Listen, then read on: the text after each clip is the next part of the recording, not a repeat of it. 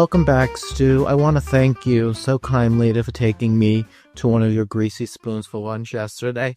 It really completed my week. Oh, and the week isn't even over, of course. I think you're being harsh calling it a greasy spoon, but it's a lovely little spot, and those who like old-time places may even know about it if you're a New York City resident, but it's the B&H Dairy on 2nd Avenue between 7th and 8th. It's a wonderful place. You feel like you're at home, and they're chummy, and it's comfortable. Well, I didn't really feel at home. My mother had modern Danish furniture in the little thing, but that said, I will say it was enjoyable, although I find it so disagreeable how you talk to people other than who you're with and try to be friendly. What's the point? This is New York.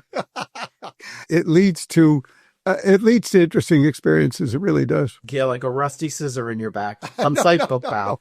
Oh, I do at the end want to say something about the upcoming show, just at the end. Why don't we say it now? Why don't we talk about... Well, folks, look, I've been doing a solo show prompted by my background in Vietnam stage play, one man. I've been doing it now, going into its 11th year, and I've got a gig coming up at a wonderful little theater in Westchester in a little town called Croton Falls, not to be confused with Croton Harmon. Croton Falls, easy to get to on the Metro North. I think it's the Harlem line, but it's a wonderful piece, and there'll be a nice audience there, and it's a nice theater, got a nice little restaurant in town if you're interested, and that's at 7 p.m.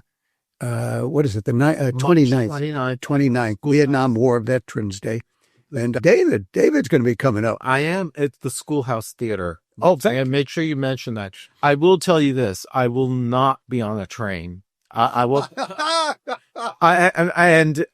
As far as the restaurant's concerned, you do have to give me the name. And I'm coming with a few other people as well. You told me. To show some support. Yes. Just as someone who actually served in the military, unlike our current flat-footed president and his autistic butt buddy. Well, that's about that. All right. Well, I think Stu wanted to start on a positive note. How cliche, right? I will permit it. I will humor him, but I plan to rain all over this parade. Well, look, with all the agonies of today's politics and certainly the confused economic circumstances, I thought maybe a couple of wow moments to boost the spirits. And I'm starting with the date July 20, 1969. Do any of you remember where you were on that day? Probably not. I do. I remember staring up at the moon, listening to a radio report as Neil Armstrong left the lunar landing module and walked on the moon. And as he said, one small step for man, one giant leap for mankind. I'm sure every American that day, most every American, was proud as hell, because in those days, those things weren't happening. It was a first of a kind, and it was so extraordinary to think about things whizzing through the air and safely landing somewhere else and then coming home. Today, though, I think special astronautical moments have become mundane. People don't find them worthy of attention, not essential. So many more supposedly important things are folks find to follow on social media. See you at the pop-up event for, as an example, something or other. Another, I'm bored. What can we do over Memorial Day weekend? And then there's did you see what Kim Kardashian wore last night? Oh, that's so important. It most certainly is. I must disagree with you on that little facetious remark that you made.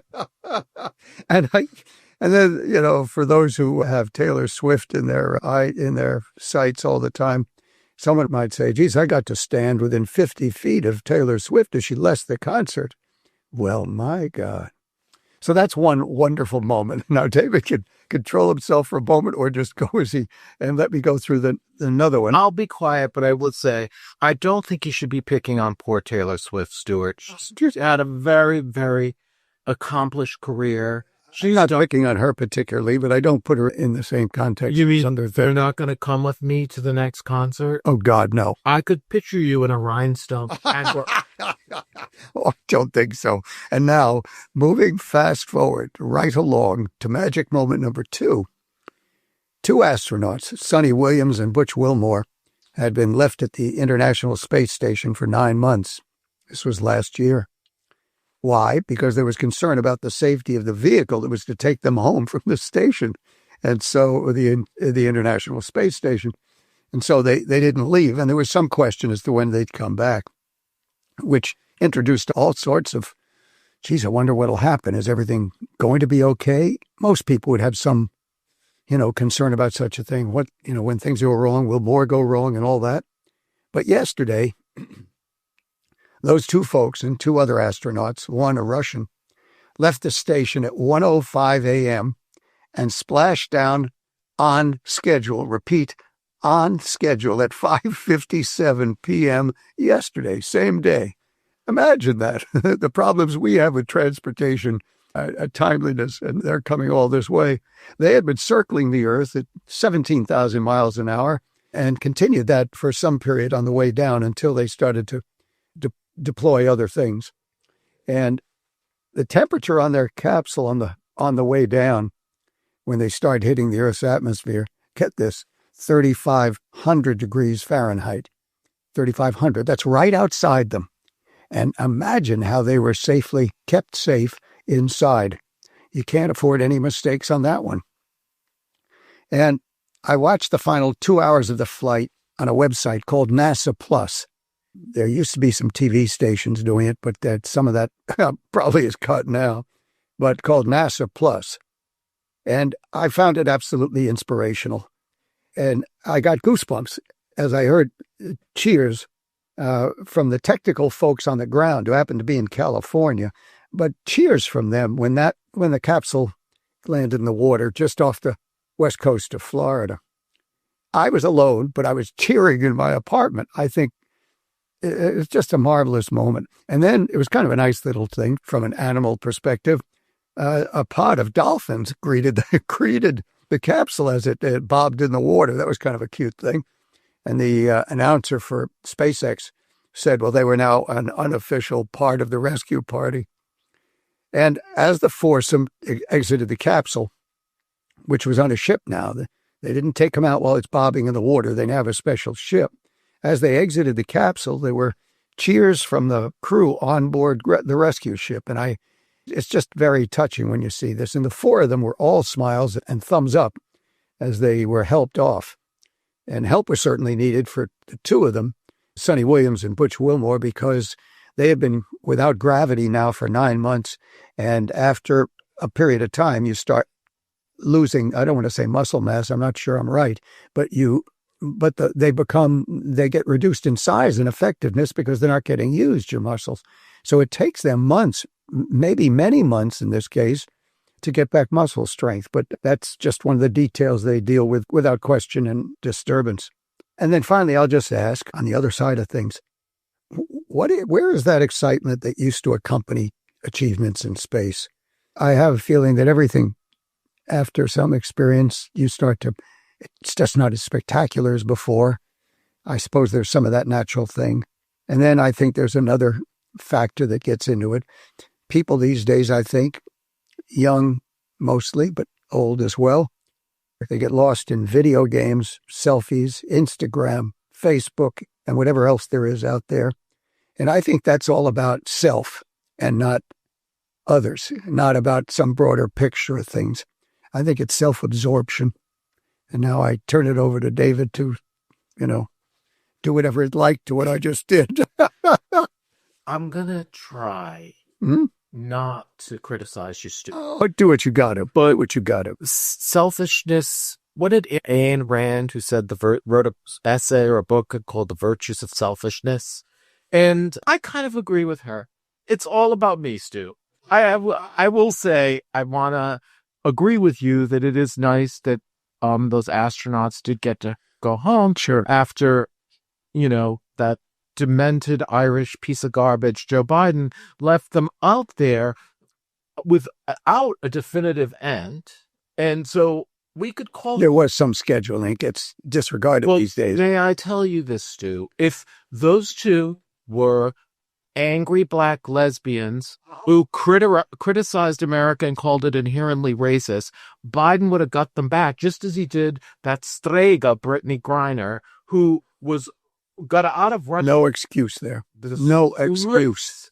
But on another note, I guess we could be proud of America that we were able to do this, but who funds SpaceX and who helps finance it? I'll tell you who, Stu. Who? The Chinese. It got substantial investors are Chinese, the Chinese interests. So for all our railing about China by the orange buffoon, this is who did it. And it also brings to mind, once again, serious problems and what a national security risk it is that we are allowing an autistic baby daddy with 14 children and substantial investments from China in his companies besides Tesla. This is concerning to me, and once again, further emphasizes to me how he should have no credit for this whatsoever. I do credit the Chinese government for it and their smart investment and the engineers at that company. But as far as our Well, there are a lot of American engineers that were involved, and I got to give credit to that technical crew. Absolutely. I was going to say that, Stu. I was going to say that. And the money that the Chinese are using to pay their salaries. Because, now, I realized I may sound like a little bit of an ingrate, but I will say, of all the things that have happened in the last 2 months, this was probably one of the few substantive accomplishments of the Trump era. Other than that, we've had a bunch of executive orders that could be easily reversed. Many courts are already overturning them, including Chaos. Including the dismantling of U.S. aid, which was declared unconstitutional by a court, and how our little friend Elon... Who knows what these pauses, though, do to the programs underway and the testing, the medical testing. A lot of that's going on overseas. Well, apparently they're also planning to cut testing and prevention of HIV substantially, not just in Africa, but here too, to save money. You know, I think if we're going to save money, we should do it smartly. We shouldn't do it in this kind of draconian, crazy way. But on that note, I will say I'm glad those people are home with their families. Sure. I'm sorry Joe Biden left them up there to rot.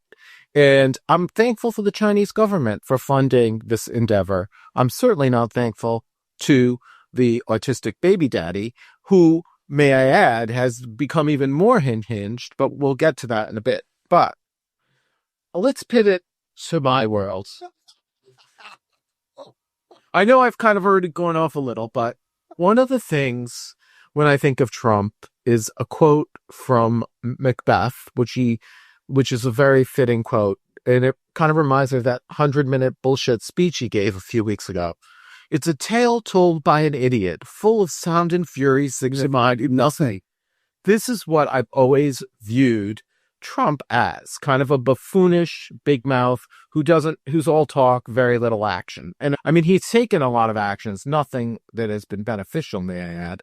And the liberals, I've never suffered from derangement syndrome like they have.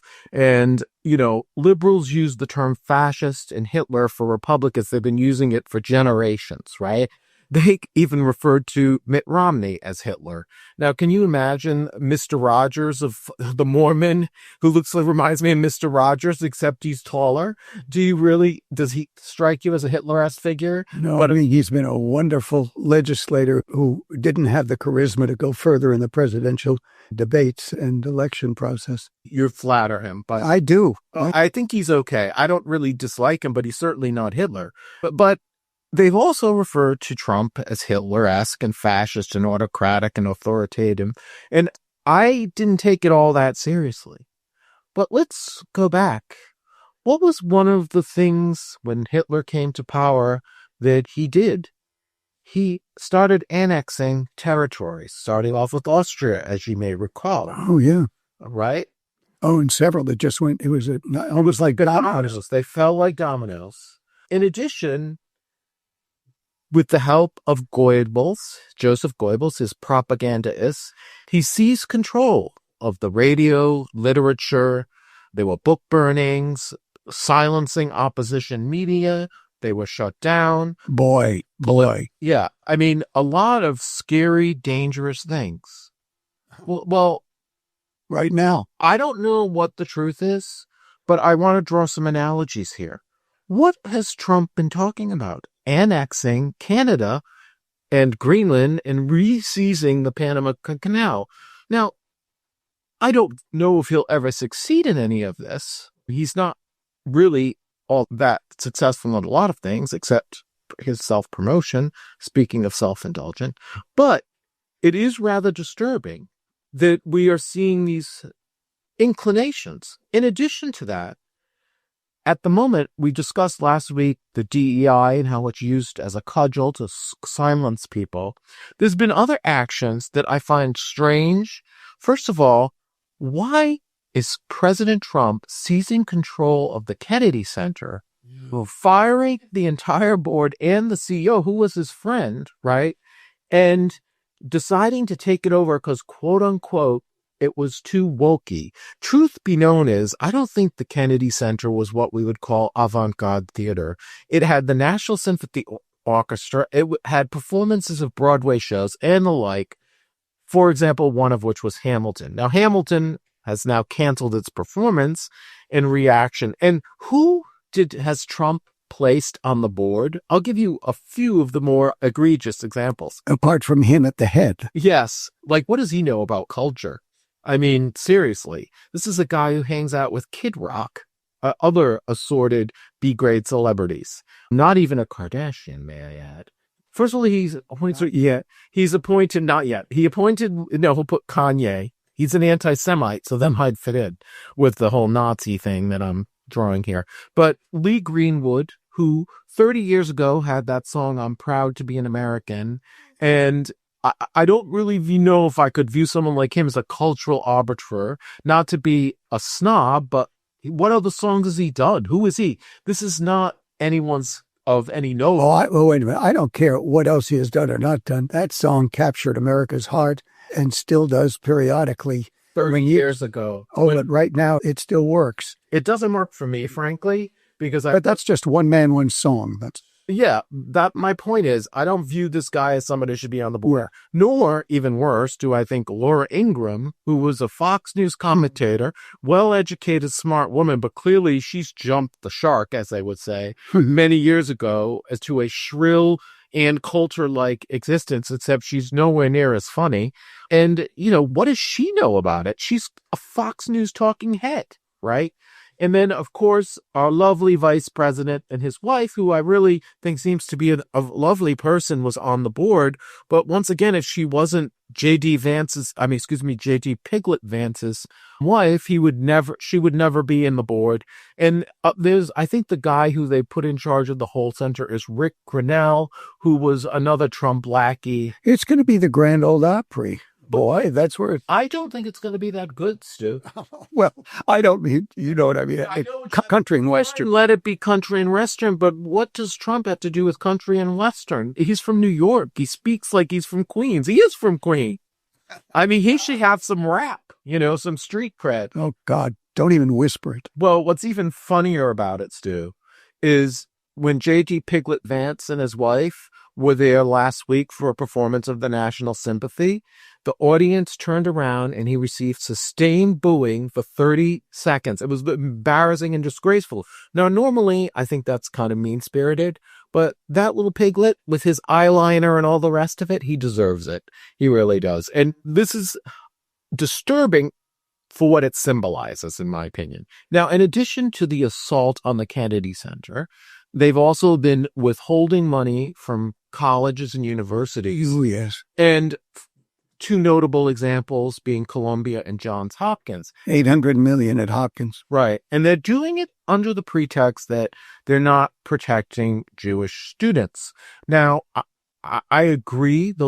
I don't think Johns Hopkins has really been at the hotbed of these anti-Semitic protests, but Columbia certainly has and didn't handle it well. I don't think the $800 million was taken away because of anti-Jewish stuff. That is yet to be determined with respect to Hopkins. It was because of the cutbacks in funding aid for some USAID. Yeah. Oh yeah, because they're all over the world and they're doing wonderful stuff. But the other hammer, so to speak, may fall because I think they're on a list with 8 or 10 other schools There's been other schools who have had cutbacks. Now they've announced $175 million for Penn.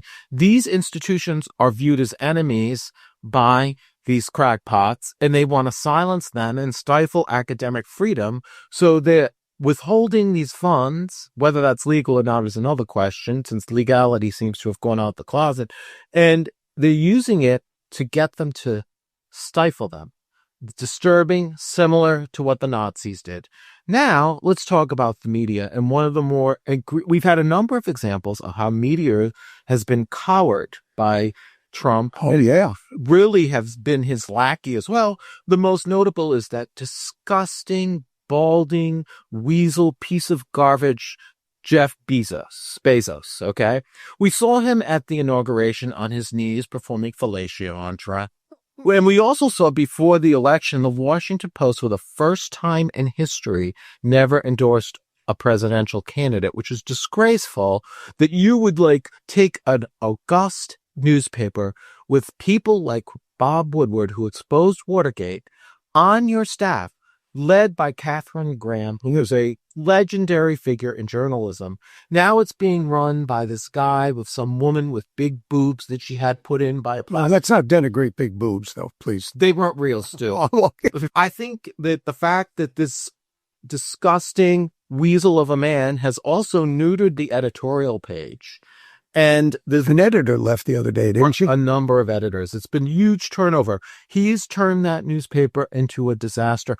Poor Katharine Graham and that family is turning over in their graves as to what he has been doing. Now, what beyond these events, stifling newspapers, taking over art institutions, threatening people to silence them. Now we have on March 14th, this is unbelievable, frankly. The autistic baby daddy, who's become more and more manic as time has gone down, he retweeted a tweet that claimed that Stalin, Hitler, and Mao didn't cause the death of millions. It was the people that were under their watch. AKA, he is basically making excuses for genocidal maniacs. Now, and part of it is his frustration that his effort to peer down the federal government has resulted in a huge backlash against him. He had a huge backlash from this and, of course, undid the retweets or whatever you do. I don't even know. But the fact that his instinct is to press that button would tell you where his mind is. It's not just right-wing. It is supporters. He's a supporter of genocide. And this isn't the first time he did it. In 2023, he also, he's certainly a supporter of despots. I know that at the top. Clearly. And he feels more comfortable with them intellectually. He wants to be one. He also, as I said, in 2023, I think liked another or retweeted another anti-Semitic post that was called The Actual Truth, What Jewish People Were Doing, which was a kind of sinister implication.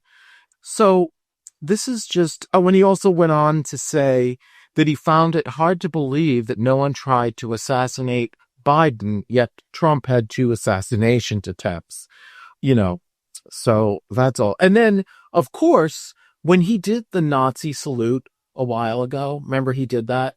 No, you told me, but I don't. Yeah, I don't know if it was at the inauguration. He gave a Nazi salute. The image has been plastered all over the place. When he did it, all his apologists, the Fox News people, for example, leave him alone. He's autistic. He flails around. He does hand motions.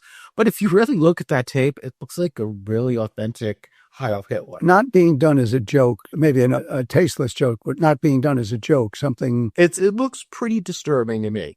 And then not only that, what's ironic about it, if poor Elon was in Nazi Germany with his disabilities as an autistic, he would end up in Mengele's lab, experimented with, or he would have just been sent to the gas chamber.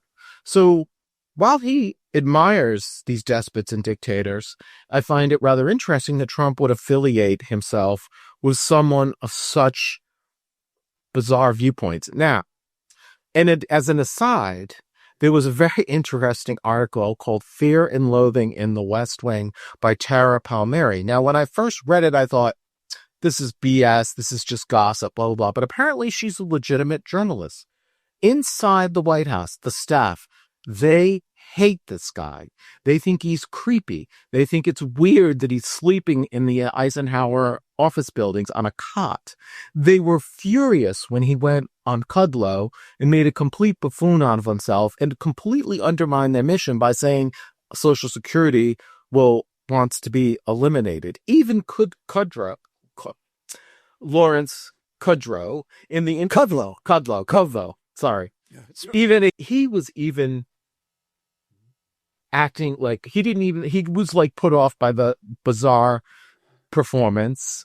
And once again, Musk was claiming that the entitlements like Social Security are being used to pay to illegal immigrants, when in all truth, the statistics show otherwise. A lot of illegal immigrants do pay into Social Security because they're here and they're on payrolls, but they don't collect because they're afraid to. So he also treats the staff in the White House, including Susie Wiles, like garbage and dismissive, even though he doesn't know anything about the government. So this is a very strange man. It's a very dangerous man. And to add a little light note to this, Stu, during the Lawrence Kudlow interview, he was asked about what's happening to his business interests, and he started to become tearful. He was crying. And apparently in private, in front of Trump, he had a crying outburst because of what has happened to Tesla. And that's like his baby, which is what propelled Trump to do that used car salesman thing in front of the White House. But for all of us who are... I think a painting of that would be really priceless. It's certainly... Painting of that with maybe Trump with an auctioneer's gavel or something. It wouldn't be Washington crossing the Delaware. I could that. But on a positive note, Stu, I'm going to end on a positive note. Tesla's stock since December is down close to 50%.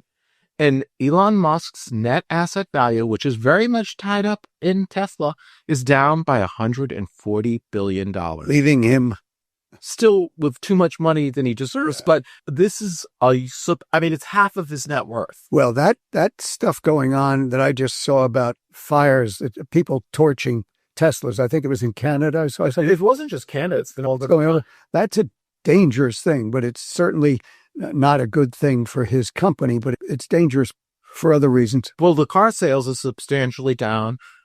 In Europe, most people are refusing to buy the car. The Tesla was not allowed to be displayed. Well, they're afraid up in Canada at some car show or something. They don't want them up there because they legitimately they may have several reasons, but legitimate fear over what it could provoke within a building. Well, it's kind of ironic that Trump and Musk, who seem to emulate the Nazi tactics, in Musk's case, actually gives the Nazi salute, they're having their own little crystal knot with Tesla. Oh, boy. And frankly, I normally don't condone this kind of behavior, but I do condone, don't buy that shitty car, and let's put this guy out of business and deport him back where he belongs so he could actually serve in the military. And then he'll have at least some credibility to call one of our great U.S. senators a traitor.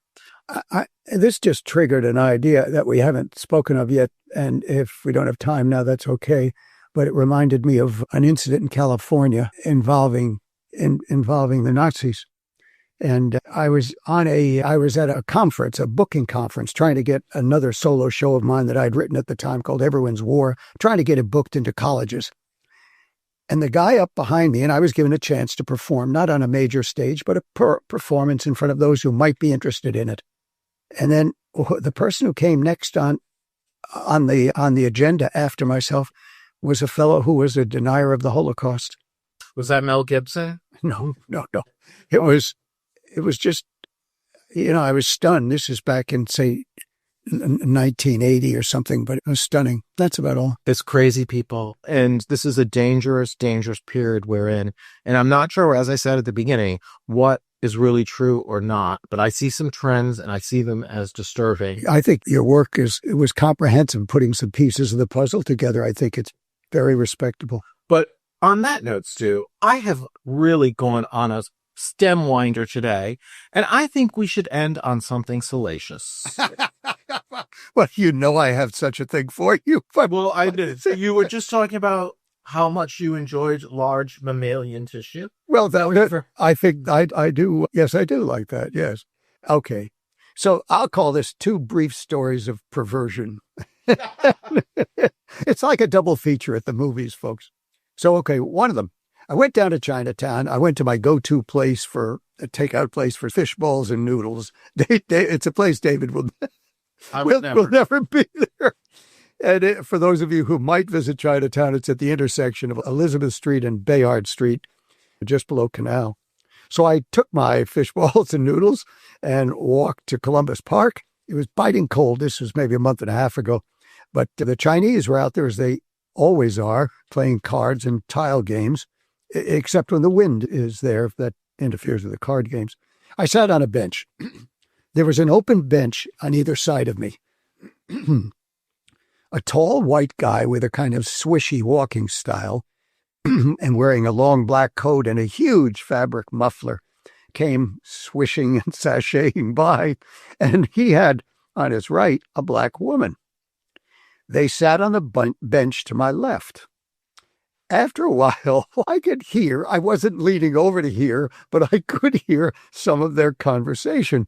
And Mr. Swishy, as I'll call him, he said, quote, "I wrapped my arms around his waist," unquote. I said, "Oh, Jesus Christ, what do we got here?" And then he went on to, and I am not going to complete the rest of the description of what followed the wrapping. Oh, come on. No, you can leave that to your thought. Are we talking about, perhaps, should I say, instead of perversion, penetration? No, I'm not going to give it any further characterization. You can. Then Swishy says, "These are going to be good scenes for the film." And then I said, "Oh my God, he's reviewing the work he did." Then he said, this is a quote, "He took me to upscale stores." And then another quote, "That was my best night in Milan." So here's this guy doing international porno. Okay, so let me see. If I had to read from that, when you call him Swishy, he was clearly gay. Yes, absolutely. And two, he had found a sugar daddy in Milan. Yes. Probably got, how should we put, sodomized the same way. I am not going to characterize his activities any further. In exchange for that, he got some Gucci and some Armani, and he's doing pornography like an OnlyFans site to make money too. What was the last line you said? He's doing it what? Like an OnlyFans, like a pornography, this like amateur porn is basically. Oh, this man may be at the top of his craft. I don't know where he stands on that list. Well, did you get an autograph? But wait a minute. No, I did not get his autograph. He got it. All right. Then she starts to speak. Oh, no, there's more. And she says, this is the only quote I got because I had enough. She said, "I oiled up and I buttered up." Now, you can tell me if you happen to know what the hell I don't even want to think about it, but that was it. I got up and left. I had heard enough. And I walked away. But there is always, this is the good side of things. There is always drama on the streets and in the parks of New York City. You just have to get out there and get into the scene. That's number one. Do you want the second one right now, or are we pausing? Number two. How long do you... just go ahead, Stu. Let's get all the sex stuff out. You got to get this one. 58-year-old Charles Roy Rodriguez was a registered sex offender in Houston. His parents must be so proud. He died of natural causes several weeks ago. He was sent to a mortuary for eventual cremation. 34-year-old Amber Loudermilk was the embalmer. Apparently, she was upset with Mr. Rodriguez's history because the fair Amber castrated the lad, then sliced off what I'll call his Johnson, as some cops used it in San Jose when I used to have lunch with these guys. She sliced off his Johnson and inserted said Johnson. And now, once again, I'm leaving you with a question as to where. I'm sorry, I can't go further, but I think it does leave possibilities. Now, a mortuary science student was present as this was going on and was told by Miss Loudermilk, "You didn't see anything." Apparently, though, he or she did say something and did say something. Amber lost her job and has been charged with felony abuse of corpse. Lots of questions there about how a jury would handle that. There are going to be people on a jury like that, even if it ever goes to trial and if it ever remains a felony. People on a jury like that, some of them are going to say the bastard got what he deserved. Now, they could say it in voir dire, that opening part where potential jurors are questioned. They could say, of course, I'll follow the law. I'll listen to the facts and I'll follow the law. But there's going to be a resistance in a jury to damning her and convicting her.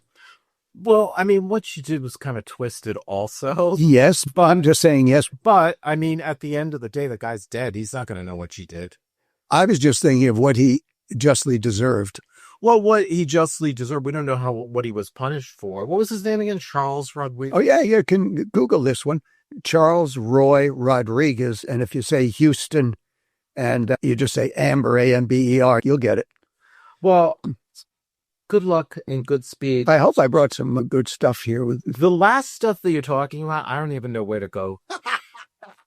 I mean, I really don't. I don't. And the greasing up part. I'm sorry. I'm delivering the news. I'm the messenger. I am never going to. I mean, I think I'm going to have to hear. What was it? It was I got oiled. What did I say? I got oiled up. I oiled up and I buttered up is what she said. All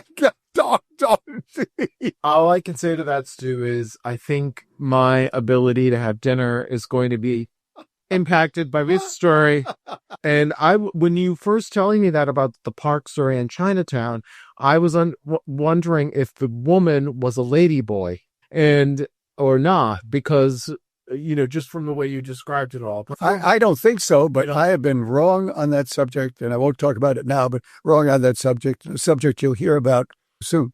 Oh my God. Well, this is a new revelation but anyway, on that note, Stu, maybe we should watch Snow White tonight.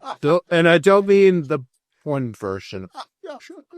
But anyway, I hope you'll tune in on Spotify, both and the rest, and tell your friends about our enchanting discussion. Signing off, Stu. Oh, bye.